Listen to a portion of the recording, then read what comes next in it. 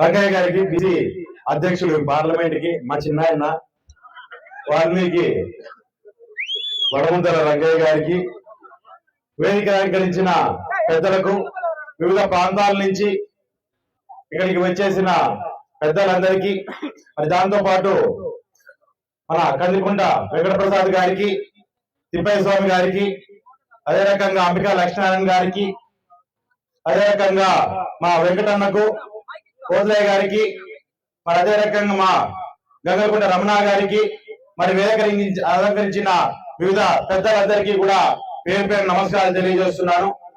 అదే రకంగా ఈ రోజు ఇంత భారీ ఎత్తున బీసీల పవర్ అంటే ఏంటని చూపించేటట్టుగా కూడా ధర్మవరం దద్దరిల్లేటట్టుగా ప్రోగ్రాం చేసి ముందుకు వచ్చిన ముదిగుబ్బ మండల వాసులకు, తెలుగు తమ్ముళ్లకు, తెలుగు చెల్లమ్మలకు, యువతకు, పాత్రికేయ మిత్రులకు అందరికీ పేరు పేరు నమస్కారం తెలియజేస్తున్నాను. ఈరోజు బ్రహ్మాండమైన ర్యాలీ తీసుకుంటూ ఒక బ్రహ్మాండమైన మీటింగ్ ని ఈరోజు మనం ఇక్కడ నిర్వహించడం జరుగుతుంది.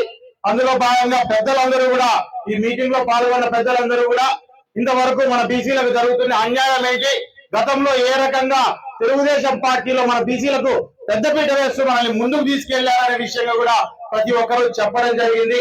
గత 5 ఏళ్ల నుంచి మనం ఏ రకమైన సమస్యలు ఊరూరున పడుతూ వస్తున్నామనే విషయాన్ని, అన్నిటికంటే ముఖ్యంగా బీసీలు గత 5 ఏళ్ల నుంచి చేస్తున్న పోరాటాన్ని, ఆ పోరాటంలో ఆఖరికి ప్రాణాన్ని సైతం లెక్క చేయకుండా చేసిన పోరాటం గురించి కూడా మన నాయకులందరూ చెప్పడం జరిగింది. ఈరోజు ఒకటే విషయాన్ని మనం గుర్తుపెట్టుకోవాలా, చిత్తూరులో జరిగిందో లేకుంటే విజయవాడలో జరిగిన విషయం కాదు, మన గ్రామాల్లో జరుగుతున్న విషయాలు మనం ఒకసారి గుర్తు చేసుకోవాల్సిన అవసరం ఉంది.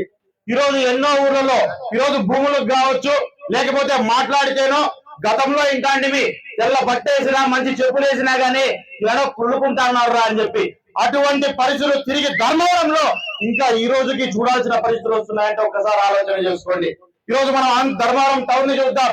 టౌన్ లేకపోతే డబ్బులు ఉన్నాయి చెప్పుకోవాలంటే బాగా, మంచి బట్టలు వేసుకోవాలంటే బాగా, మంచి బండ్లో తిరగాలంటే బాగా, ఎంత సంపాదించినా బెంగళూరు పోయి ఖర్చు పెట్టుకుందాం, ధర్మవరంలో మనకెందుకురా, వాణి కంట్లో పడితే మనల్ని మూడేస్తాడు అనే అంత భయాన్ని ఈ రోజు ఈ ధర్మవరం నియోజకవర్గం సృష్టిస్తున్నారంటే ఒక్కసారి మనం అందరూ అర్థం చేసుకోవాలా.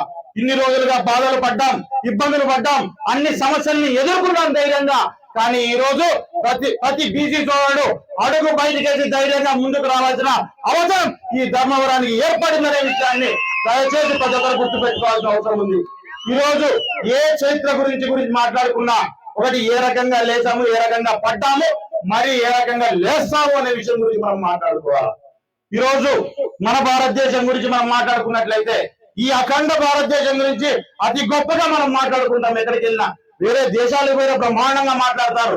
ఎంతో నాగరికత కలిగిన దేశం, మీకు బట్ట కట్టడం తెలియనప్పుడు కూడా నాగరికత ఆ దేశంలో ఉంది అని. ఈ గొప్పతనం, ఆ నాగరికతను ముందుకు తీసుకెళ్ళింది బీసీ సోదరులే. మన కులాలు ఎంతో దానికి దోహదపడ్డాయనే విషయాన్ని దయచేసి ప్రతి ఒక్కరు గుర్తు పెట్టుకోవాలి. అంత గొప్పటి స్థానాన్ని ఈ దేశ చరిత్రలో మనం ముందుకు తీసుకెళ్లే దగ్గర నుంచి బీసీలు అంటే వెనకబడిన వాళ్ళు, వాళ్ళని ఎక్కడైనా సరే రాజకీయాల కోసం విభజించాలా, పాలించాలా అనేంత పరిస్థితి దుస్థితికి తీసుకొచ్చారు. అటువంటి పరిస్థితుల్లో నుంచి బీసీలని బయటికి తీసుకురావాలంటే ఒక విప్లవ ఏదైనా ఒక పాదగా ఈరోజు తెలుగుదేశం పార్టీ ముందుకు వచ్చిందనే విషయాన్ని దయచేసి ప్రతి ఒక్కరు గుర్తు పెట్టుకోవాలా. ఆ రోజు జై తెలుగుదేశం అనే నినాదం ప్రతి ఒక్క బీసీల గుండెల్లో ధైర్యాన్ని నింపిందనే విషయాన్ని దయచేసి ప్రతి ఒక్కరూ మరొకసారి గుర్తు చేసుకోవాల్సిన అవసరం ఉంది. ఆ రోజు అన్న నందమూరి తారక రామారావు గారు బీసీలకు పెద్దపీట వేస్తూ రాజకీయంగా వీళ్ళు ముందుకు రావాలి, సామాజికంగా వీళ్ళు ముందుకు రావాలి, వస్తేనే ఈ కులాన్ని నిలబెట్టుకోగలుగుతాం, ఈ రాష్ట్రాన్ని నిలబెట్టుకోగలుగుతాం అని చెప్పని గొప్ప ఆలోచన చేసి ఒక చైతన్యవంతంగా మన కులాలన్నింటినీ ముందుకు తీసుకొచ్చిన వ్యక్తి నందమూరి తారక రామారావు గారు. అదే రకంగా ఒక రాజకీయంగానో సామాజికంగానో మాత్రమే కాదు, ఆర్థికంగా కూడా నిలదొక్కోవాల్సిన అవసరం బీసీలకు ఉంది అనే విషయాన్ని గట్టిగా నమ్మిన వ్యక్తి మన చంద్రబాబు నాయుడు గారు అనే విషయాన్ని దయచేసి ప్రతి ఒక్కరు గుర్తుపెట్టుకోవాల్సిన అవసరం ఉంది. ఆ రకంగా రాజకీయంగా, ఆర్థికంగా మనకు స్వాతంత్రాన్ని కల్పిస్తూ మనల్ని ముందుకు నడిపించుకొచ్చింది తెలుగుదేశం పార్టీ అనే విషయాన్ని దయచేసి ప్రతి ఒక్కరు గుర్తు పెట్టుకోవాలా. ఈ రోజే కాదు, రేపు పొద్దునైనా సరే బీసీ కులాలన్నీ కూడా ముందుకు రావాలంటే, అభివృద్ధిలోకి ముందుకు నడవాలంటే అది కేవలం తెలుగుదేశం వల్ల మాత్రమే సాధ్యమనే విషయాన్ని కూడా ప్రతి ఒక్కరు గుర్తుపెట్టుకోవాల్సిన అవసరం ఉంది. ఈ రోజు గత 5 ఏళ్ల నుంచి మనం ఇబ్బందులు పడ్డాం. గత 5 ఏళ్ల నుంచి ఊర్లలో జెండా పట్టుకున్న దానికి, బయటకు వచ్చి మాట్లాడిన దానికి, గొప్పగా చదువుకున్న దానికి కూడా ఇబ్బందులు పడిన రోజులు ఈ రాష్ట్రంలో గత 5 ఏళ్లలో చాలా వరకు ఉన్నాయి. చాలా సంఘటనలు ఉన్నాయి. ఏదైనా లెక్కే కదా, లెక్కేనా వాళ్ళ ప్రతి ఒక్కరి లెక్క తీర్చడానికే నారా లోకేష్ గారు వచ్చారు. బీసీ రక్షణ చట్టం తీసుకొస్తున్నారు. లెక్కలు తేలుస్తామనే మాట కూడా ఆయన నోటి నుంచి ఆయన చెప్తున్నారంటే ఒకసారి ఆలోచన చేసుకోండి. ఖచ్చితంగా మన మండలాల్లో, మన నియోజకవర్గంలో కూడా ఎన్నో సమస్యలు పడ్డాం. ఈ రోజు కూడా రౌడీ షీటర్లు, దొంగలు, దోపిడీ చేసే వాళ్ళు, అన్యాయం పనులు చేసే వాళ్ళంతా కూడా ఈరోజు గ్రామాల్లోకి వెళ్ళి చాలా మంది బీసీ సోదరుల్ని బయటికి వస్తే అజ్జేస్తాం, బయటికి వస్తే ఇచ్చేస్తాం అంటూ కూడా చాలా చోట్ల భయపడిచ్చే పరిస్థితి ఉంది. రాష్ట్రంలో ఆయన లెక్కలు తీస్తే ఈడ కూడా శ్రీరామ్ లెక్కలు తేలుస్తారనే విషయాన్ని దయచేసి ఏదైనా మా సోదరులకు కలిసి మెలిసి అండగా ఉండండి, లేదా వాళ్ళు చెప్పినట్టు ఇనుకోండి. అంతేగాని బెదిరించే పనులు మీరు చేయడానికి వస్తే మాత్రం బెదిరించడానికి నాకు గొంతుగా గట్టిగా ఉంది. బెదిరించే గొంతులు ఈ పక్క నుంచి కూడా చాలా మాటలు యువతలకు వస్తాయి, అవతలకు వస్తాయి అనే విషయాన్ని గుర్తుపెట్టుకోవాలా. ఈ రోజు మనము ఒక దోపిడీని ఈరోజు మన నియోజకవర్గంలో చూస్తున్నాం. కార్పొరేట్ దోపిడీ. ఒకప్పుడు దొంగతనాలు అంటే దారి కాసుకోవటాండ్రి, కానీ ఈరోజు ఎట్లయిపోయిందంటే కార్పొరేట్. ఈరోజు దారి కారాల్సిన అవసరం లే. ఇందాక ప్రసాద్ అని చెప్పినట్లు ఎంఆర్ ఆఫీస్ గేట్ కానీ నిలబడుకుంటే చాలు, ఏమేమి చేయాలో అన్ని చేయొచ్చు అన్నమాట. ఈ రకంగా ఒక కార్పొరేట్ దోపిడీ అనేది ఈ నియోజకవర్గంలో మొదలైపోయింది. ఆ కార్పొరేట్ దోపిడీని ఏమి చేసినట్లు ఉండదు. ముసుగేముంటుంది, గుడ్ మార్నింగ్, గుడ్ నైట్ అంటూ, గుడ్ ఈవినింగ్ అంటూ మూడు ముసుగులు పెడతాడు అనమాట. ఈ ముసుగులన్నీ పెట్టేసి ఈ ముసుగుల్లో ఈరోజు ఎంతమంది ఈరోజు మన నియోజకవర్గంలో ఇబ్బందులు పడుతూ పోయారు, ఎంతమంది రైతులు ఇబ్బంది పడుతూ పోయారు, ఎంతమంది బిజినెస్ చేసుకునే వాళ్ళు ఈరోజు ఇబ్బంది పడే పరిస్థితికి వచ్చింది. ఇందాక మీకు చెప్పిన డబ్బులు సంపాదించా కానీ ఖర్చు పెట్టుకునే స్వాతంత్రం కూడా నాకు లేని పరిస్థితి ఈ రోజు ధర్మవరం నియోజకవర్గంలో ఏర్పడిందంటే ఒక్కసారి ఆలోచన చేసుకోండి. ఒక డేయకన్నేసి, ప్రతి ఒక్కరి మీద డేయకన్నేసి బతకాలంటే నేను బతకాలి, నిండాలంటే నా సంచి నిండాలి అంటూ కూడా ముందుకెళ్తున్న వైఎస్ఆర్ నాయకులందరికీ కూడా ఖచ్చితంగా రేపు ఒక గట్టి సమాధానం తెలుగుదేశం ఈ కుటుంబ సభ్యుల నుంచి వస్తుంది అనే విషయాన్ని దయచేసి వాళ్ళకు కూడా హెచ్చరిస్తూ అందరికీ ఈ రోజు మన ముందు ఎలక్షన్ రాబోతోంది. ఎలక్షన్ లో మనం పాల్గొనాలంటే సమిష్టిగా మనం పోరాటం చేయాలా. సమిష్టిగా పోరాటం చేసి మనం ముందుకు వెళ్లాల్సిన అవసరం ఉంది. ఈ రోజు ఒక చిన్న కథ, అంతా కలిసి చిన్న కథ చెప్పుకుందాం. మనం చిన్న కథ అన్న 2 నిమిషాల్లో అయిపోతారు. అన్నలకు పాపము మీటింగ్ ఉంది ఇంకా బుక్కపట్నంలో, కానీ మన కోసం అని చెప్పి ఎన్ని ఇబ్బందులు వాళ్ళు అట్లే ఇదండి. చిన్న కథతో ముగిస్తానన్నా. చిన్న కథ ఏంటంటే, మొన్న చిన్న యూట్యూబ్ లో చూస్తాను యూట్యూబ్ లో ఒకటి పాత కథ ఒకటి గుర్తొచ్చింది. దాన్ని మామూలుగా వింటాంటాం మామూలు యూట్యూబ్ లో. దాంట్లో ఏంటంటే, రామాయణం జరిగే టైంలో సీతని రావణుడు ఎత్తుకోపోయినాడంట. సీతని ఎక్కడికి లంకకి. రావణుడు లంకకి ఎత్తుకొని పోయాడు.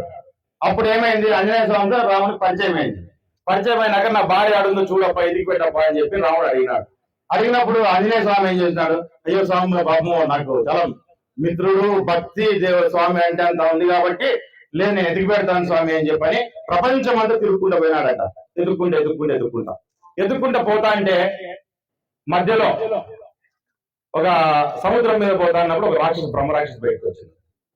బ్రహ్మరాక్షసు బయటకు వచ్చి, నాకు బ్రహ్మదేవుడు, నా పేరు సురస, నాకు బ్రహ్మదేవుడు ఒక వరం ఇచ్చినాడు. వరం ఏంటంటే, ఈ పక్క నుంచి పొయ్యేదైనా సరే నా నోట్లోకి పోవాల్సిందే, నీ నోట్లోకి వస్తుంది, నీ కడుపు నిండుతుంది అని చెప్పి బ్రహ్మదేవుడు వరం ఇచ్చినాడు. కాబట్టి నువ్వు కూడా నా నోట్లోకి పోవాల్సిందే అని చెప్పి సురస అనే రాక్షసి ఆంజనేయ స్వామితో చెప్పిందండి. అమ్మ, బ్రహ్మదేవుడు వరం ఇచ్చినాడంటే నేను ఖచ్చితంగా దాన్ని గౌరవించాల్సిందే, ఖచ్చితంగా నేను నోట్లోకి వస్తాను.